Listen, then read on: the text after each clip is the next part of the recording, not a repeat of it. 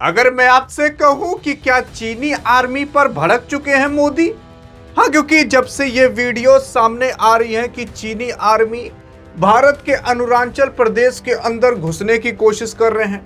कुछ लोग कह रहे हैं कि भारत के अंदर चीनी आर्मी आकर के कई सारे गांव को बंधक बना ली है। कई लोग ये कह रहे हैं कि भारतीयों को आकर के तड़पाया जा रहा है, उनकी जमीनें हथियाई जा रही हैं और चाइना की आर्मी भारत के अंदर घुस पड़ी है। अरे मोदी जो अभी कर दिए हैं वो सुन करके अभी आप दंग हो जाओगे कि आखिरकार क्या किए हैं।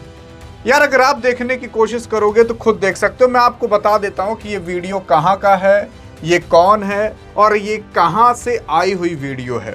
सबसे पहली चीज तो यार देखो, अफवाहों पर ध्यान मत दो। सोशल मीडिया पर सारी चीजें जो आती है ना, सब के सब सही नहीं होती। ये जो वीडियो आपको दिख रहा है ये अरुणाचल प्रदेश के ऊपरी सुबनसिरी जिले के अंदर जो तस्किंग क्षेत्र है वहां का बताया जा रहा है। लेकिन ये जो घुसपैठ का दावा किया जा रहा है यह असल में रॉयल थाई आर्मी है।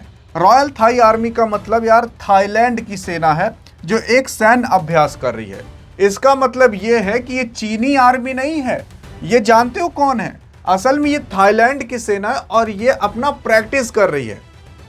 तो जो लोग ये गलत खबरें फैला रहे हैं कि अरे चाइना की आर्मी भारत के अंदर घुस पड़ी है, चाइना अब भारत के ऊपर कब्जा करने वाला है, चाइना भारत का अरुणाचल प्रदेश लेने वाला है, अरे यार ये कहीं और का वीडियो, थाईलैंड का वीडियो है। वहां की आर्मी अपना जंगल उंगल में प्रैक्टिस कर रही है। भारत के अंदर अफवाह मच गई चाइना भारत में घुस गया। अब व्हाट्सएप यूनिवर्सिटी से ज्ञान लोगे तो यही होगा। अभी मैं आपको रियल बता रहा हूं कि लड़ाई होगी कि नहीं होगी।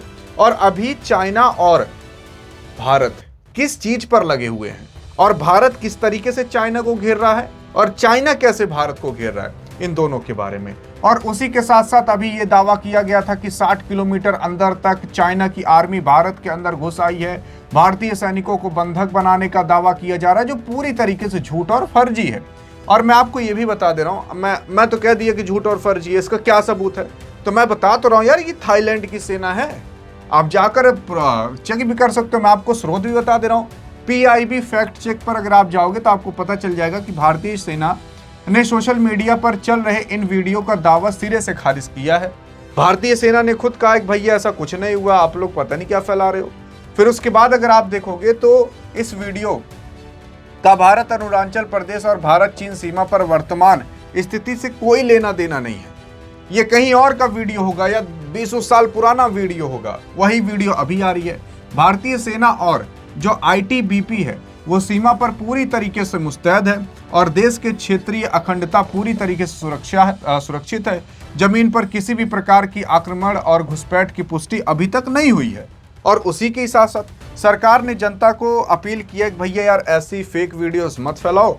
और उसी के साथ साथ हाल ही में अगर आप देखोगे तो सैटेलाइट की तस्वीरों से देखा गया था कि चीन भारत तिब्बत सीमा के क्षेत्र पर एक सड़क का निर्माण कर रहा है और यह बुनियादी ढांचा उन दो बस्तियों को जोड़ रहा है जो 1959 से चीन ने अपने नियंत्रण में लेकर रखा है। तो अभी आपने देखा होगा कि चीन जो है वो सड़क उड़क बना रहा है। अरे तो वो 1959 के अंदर थोड़ा सा एरिया हथिया कर रखा है, तो वहीं पर 2 गांव हैं उसके बीच वो सड़क बना रहा था ताकि उन 2 गांव को सुविधा हो सके। वहां पर क्या पता नहीं कि आर्मी उर्मी रहती हो, वो रह सके। और यहाँ पर कहा जा रहा है कि इंडिया के अंदर घुस करके लोगों को भगाया जा रहा है और अपने हिसाब से सड़क बनाई जा रही है। तो ऐसा नहीं है यार। अब मैं आपको बताता हूँ कि रियल कहानी है क्या और क्या अभी ये दोनों देश किस चीज पर खेल रहे हैं। तो सबसे पहले आपको समझना पड़ेगा आसियान कंट्री। एशिया देखो अलग है, आसियान कंट्री अलग है। आसियान कंट्री ये जो भारत आप देख रहे हो ना, भारत के इधर ये जो नीचे वाले एरिया के ये देश हैं, इनको आसियान कंट्री कहा जाता है। ये देश आपस में जुड़े हुए हैं और आपस में जुड़ करके आपस में ट्रेड करते हैं ताकि इनको आपस में फायदा हो सके। और इसी वजह से आसियान कंट्री आपस में मिलजुल कर डेवलप होते हैं। अब इसमें टोटल 10 देश हैं अभी तक, जैसे कि Indonesia, Malaysia, Philippines, Singapore, Thailand, Brunei, Vietnam, Laos, Myanmar और उसके बाद कंबोडिया। ये टोटल 10 देश हैं। और अगर आप देखोगे तो ये आसियान कंट्री में कब जुड़े थे तो 1967, 1967, 1967, 1967, 1967 ये 5 देश 1967 में आपस में मिलकर आशियन कंट्री बनाए थे। उसके बाद 1984, 1995, 1997, 1997, 1999 ये अलग 5 देश बाद में आए थे और आपस में जुड़े थे आशियन कंट्री के अंदर। ये जो आशियन कंट्री है ये इसलिए बनी है ताकि ये लोग आपस में ट्रेड कर सके, मिलजुल करके खा पी सके और अपने इकोनॉमी को काफ़ी अच्छी खासी डेवलपमेंट पर लेकर जा सके, इसलिए आशियन कंट्री बनाया गया था। इस आशियन कंट्री में भारत भी जुड़ना चाहता था, लेकिन भारत के पास एक दिक्कत ये थी कि अगर भारत आकर जुड़ जाता तो बड़ी मुसीबत खड़ी हो जाती। क्योंकि अब मुसीबत खड़ी कैसे होती है, मान लेते हैं कि यहाँ पर ऑस्ट्रेलिया है, ऑस्ट्रेलिया आशियन कंट्री में नहीं है, लेकिन आशियन कंट्री का ही आप मान सकते हो एक छोटा सा अंश है, जुड़ा नहीं है, बस ऐसा मान सकते हो कि उनका सहयोग करता है। ऑस्ट्रेलिया करता है, न्यूजीलैंड करता है, चाइना भी करता है, साउथ कोरिया और जापान करता है। मतलब ये 5 बाहरी देश हैं, Australia, New Zealand, China, south Korea और जापान, जो आशियन कंट्री की आप कह सकते हो कि उन्हीं के साथ मिलजुल कर के काम करते हैं। लेकिन ये 10 देश ऐसे हैं जो माने जाते हैं कि आशियन कंट्री हैं। अब ये 5 देश अलग से हैं। अब मान लेते हैं कि भारत इन आशियन कंट्री से जुड़ जाता, तो भारत के लिए तो इनका बाजार खुल जाता, लेकिन इनके लिए भारत का भी बाजार खुल जाता। अब क्या है कि मान लेते हैं न्यूजीलैंड, असल में न्यूजीलैंड के अंदर डेयरी प्रोडक्ट इतना होता है कि ये लोग केवल 20% उसका उपयोग कर पाते हैं, 80% एक्सपोर्ट कर देते हैं। मतलब जो दूध होता है उसको एक्सपोर्ट कर देते हैं। अब मान लेते हैं कि भारत न्यूजीलैंड के साथ, मान लेते हैं आशियन कंट्री के साथ ट्रेड कर लेता, तो न्यूजीलैंड के साथ भी कर लेता, तो न्यूजीलैंड का जो मार्केट रहता वो भारत के लिए तो खुल जाता, प्लस भारत के लिए न्यूजीलैंड का भी मार्केट खुल जाता। तो होता क्या, तो जो न्यूजीलैंड है वो अपना पूरा डेयरी प्रोडक्ट ला करके भारत के अंदर थोप देता, और भारत के अंदर फिर जो दूध का दाम था वो बहुत सस्ता हो जाता। तो भारत के अंदर जो लोग गाय भैंस पाल रहे हैं उनको काफ़ी घाटा लगता, क्योंकि जो अभी 50-60 लीटर रुपए दूध बिक रहा है, जब न्यूजीलैंड से भी खूब दूध आने लगता तो भारत के अंदर 20-30 रुपए का लीटर का दूध बिकता। तो आपको तो हमें फ़ायदा होता कस्टमर को, लेकिन जो किसान है उनको बड़ा नुकसान हो जाता। वैसे ही ऑस्ट्रेलिया के अंदर खूब गेहूं होता है, मान लेते हैं कि भारत इसके साथ ट्रेड डील कर लेता, मतलब आशियन कंट्री के साथ करता तो इनके साथ भी हो जाता, तो भारत के लिए तो इनका बाजार खुल जाता, प्लस इनके लिए भी भारत का बाजार खुल जाता। तो ये पूरा गेहूं लाते भारत के अंदर थोप देते और गेहूं का दाम एकदम से थप गिर जाता, क्योंकि जब ढेर कुल्ले गेहूं हो जाता तो गेहूं का मार्केट गिर जाता, दाम कम हो जाता। अब जो लोग गेहूं बेच करके पैसा थोड़ा कमाते थे वो लोग कमा ही नहीं पाएंगे। आपको और हमें भले कस्टमर को फायदा होगा, गेहूं का दाम सस्ता हो गया, लेकिन किसान को बहुत बड़ा घाटा हो जाता, तो गेहूं जल्दी कोई बेचता ही नहीं। इसी वजह से क्या है ना कि भारत ने इन आशियन कंट्री से डील नहीं की, बल्कि एक एक करके जाकर पार्टिकुलर से डील कर ली। आपने देखा होगा कि भारत के प्रधानमंत्री अभी इंडोनेशिया गए थे, फिर ऑस्ट्रेलिया गए, फिर न्यूजीलैंड गए, ऐसी एक एक करके भारत ने सबसे डील कर ली। भारत ने कहा कि यार अगर सबके साथ एक बार में डील कर लेंगे तो सिंपल सी बात है, इसमें चाइना भी इंक्लूड हो जाएगा, तो चाइना के लिए मार्केट भारत के लिए पूरा खुल जाएगा। और भारत तो अगर चाइना से ट्रेड डील कर लिया ना तो भारत बर्बाद हो जाएगा, क्योंकि जो चाइना है वो भारत के अंदर इतना लाकर सामान ठूस देगा कि भारत के अंदर सभी सामानों का रेट गिर जाएगा। और मैं आपको बता दूं, चाइना वही प्रोडक्ट भारत में लाकर थोपता है जो खराब और जो कचरा होते हैं। भारत के अंदर पब्लिक बहुत ज़्यादा है तो खरीद लेती है, और आप और हम कहते हैं चाइना का माल टिकता नहीं है, वो लोग कचरा सामान भारत के अंदर लाकर डालते हैं, डंप कर देते हैं, और वो भी भारत के अंदर बिक जाता है। अब यहाँ पर है क्या, अब भारत ने एक बहुत स्ट्रैटेजिक गेम खेला कि भैया पूरे देश से डील नहीं करना है, सबके साथ डील करना है एक एक करके। और डील हमें ऐसे करना है कि हम न्यूजीलैंड के साथ जाकर डील करें, लेकिन इनके साथ डेयरी प्रोडक्ट वाला डील नहीं करेंगे, नहीं तो ये लोग पूरा डेयरी प्रोडक्ट भारत के अंदर लाकर थोप देंगे। अब ये गोरे के देखो, गोरे का मतलब अंग्रेजन के देखो, इंडियन इतना पागल हैं कि ये लोग समझ ही नहीं पाए और ट्रेड डील कर लिए। और ट्रेड डील में ये लिखा ही नहीं हुआ था कि हम तुम्हारे साथ डेयरी वाला डील कर रहे हैं। ऑस्ट्रेलिया के साथ गेहूं वाला डील लिखा ही नहीं था, यूरेनियम का कर लिए। वैसे इंडोनेशिया जाकर ब्रह्मोस बेच दिए, और टेक्नोलॉजी, AI, डाटा सेंटर, इन सब की ट्रेड डील हो गई। इनके यहाँ जो चीज़ ज़्यादा था उसकी ट्रेड डील हुई नहीं, और भारत जो है उसके लिए मार्केट पूरी तरीके से खुला हुआ है। भारत ने इनके लिए मार्केट पूरी तरीके से नहीं खोला। अब इससे होगा क्या, इससे ये होगा कि ये जो आशियान कंट्री है ना, इनसे चाइना की कभी भी बनती नहीं है। पहले ऑस्ट्रेलिया की थोड़ी बहुत बनती थी, अब तो वो भी नहीं बनती, क्योंकि जो चाइना है वो ऐसे छोटे छोटे हर जगह ना टापू बना रहा है। वो कहता है कि इतना जो समुद्र है ये समुद्र मेरा, इसे साउथ चाइना सी कहा जाता है। तो इसी की वजह से ये जितने भी देश है ना, ये सारे देश जलते रहते हैं। आपने देखा होगा भारत ने भी जापान से भी डील किया है, बताना भूल गए थे।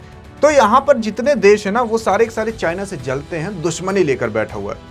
और अगर भारत इन्हीं को ही दोस्त बना ले तो, और दोस्त तो बना ही रहा है, और ऐसे ही भारत गेम खेल रहा है।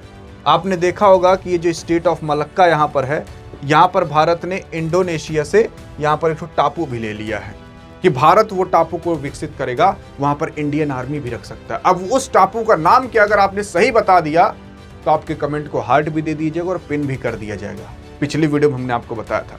तो इस तरीके से भारत गेम खेल रहा है। अब क्या चाइना भारत के विरुद्ध कुछ नहीं कर रहा होगा? अगर भारत इतना कुछ, इतने सारे देशों को अपने साथ ले आ रहा है, अरे चाइना भी कर रहा है। अभी आपने देखा होगा कि जो भारत है, भारत के बगल जो छोटका सा बांग्लादेश है, उस बांग्लादेश का प्रधानमंत्री चाइना गया हुआ है। जा करके ये बांग्लादेश अपना एक टापू देकर चलाया। असल में ये बांग्लादेश है, बांग्लादेश के जो नीचे वाला पार्ट है, यहाँ पर एक मोंगला पोर्ट है। वो मोंगला पोर्ट चाइना को दे दिया है कि चाइना तुम आओ मोंगला पोर्ट को डेवलप करो, बांग्लादेश ने दे दिया है। अब यहाँ पर चाइना की आर्मी भी आकर रह सकती है, और यही खतरा है भारत के लिए। मतलब यार, अगर आप सोच रहे हो कि भारत और चाइना में अभी लड़ाई हो जाएगी, तो अभी लड़ाई नहीं होगी। भारत जो है वो चाइना को हर जगह से घेर रहा है, यहाँ ज्यादातर नीचे से, क्योंकि जो चाइना है ना वो अपना इसी रास्ते से पूरा ट्रेड करता है। अब अगर इस रास्ते को भारत बंद करा देगा, बंद क्या मतलब इन सभी देशों को अपना दोस्त बना लेगा, तो चाइना के लिए काफी दिक्कत की बात है। और दूसरी चीज, अब चाइना क्या है, बांग्लादेश को अपना दोस्त बना रहा है ताकि भारत के लिए दिक्कत की हो। अब यहाँ पर क्या है ना कि चाइना एक चीज और सोच रहा है कि जो यहाँ पर देख रहे हो भारत का चिकन नेक है, इस चिकन नेक के पास बांग्लादेश से एक छोटी सी जमीन लेने की कोशिश कर रहा है, और मुझे तो लग रहा है ले भी लेगा। और अगर ले लेगा तो भारत के चिकन नेक को खतरा हो जाएगा। अब इस तरीके से चाइना भारत को घेर रहा है, और भारत किस तरीके से चाइना को घेर रहा है, इस तरीके से। असल में लड़ाई होगी क्या चाइना और भारत के बीच में? नहीं होगी यार, अभी लड़ाई नहीं होगी। लड़ाई होगी 20-30 साल बाद। और 20-30 साल बाद क्यों होगी? क्योंकि तब तक चाइना भी काफी अच्छे से डेवलप कर लेगा और भारत भी काफी अच्छा खासा डेवलप कर लेगा।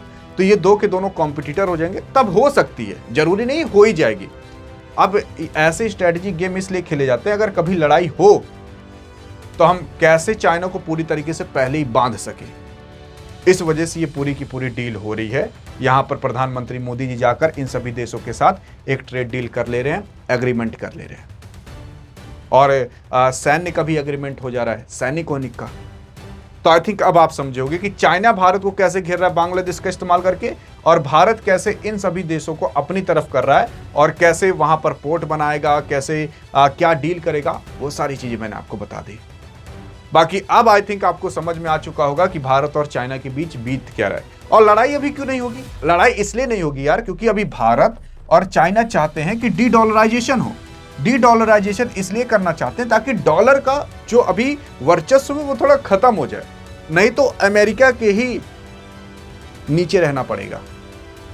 और इसी वजह से भारत और चाइना अभी एक साथ होकर के, रूस के साथ होकर के डी डॉलराइजेशन यानी कि डॉलर को गिराने में लगे हुए हैं। आप कहोगे कि डॉलर मजबूत हो रहा है, अभी मजबूत हो रहा है। आप 2-4 साल बाद देखिएगा डॉलर कमजोर होने की स्थिति में आ जाएगा, क्योंकि ये ट्रंप को भी पता है। इसीलिए ट्रंप ईरान पर कब्जा करना चाहता है ताकि और ऑयल अमेरिका के पास चला जाए। वो पागल नहीं है, वो इसीलिए ऐसा कर रहा है ट्रंप।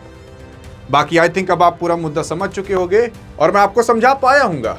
लेकिन देखते हैं कि आपसे जो पूछा गया सवाल था, क्या उसका जवाब दे पाते हो कि आखिरकार इंडोनेशिया ने भारत को कौन सा पोर्ट दिया है।